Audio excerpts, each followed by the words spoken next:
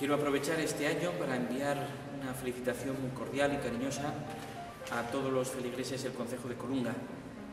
Que estos días os traigan paz y bendición a todos, que aprovechemos para dar gracias a Dios por todo lo bueno que tenemos, para dar gracias a Dios también por todas las personas que ya no están con nosotros y podamos entre todos hacer unos días realmente amables y agradables, para que la buena noticia del Señor se haga presente en cada uno de nosotros.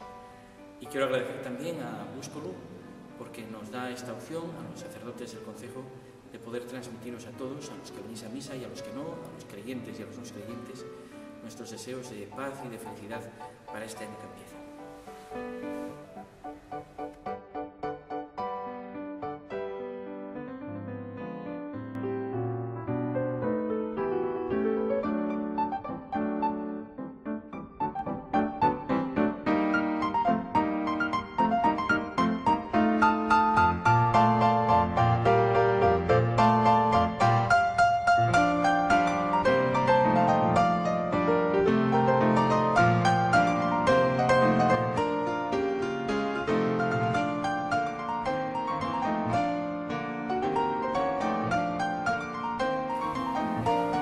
Gloria a Dios en el cielo y paz en la tierra a los hombres de buena voluntad.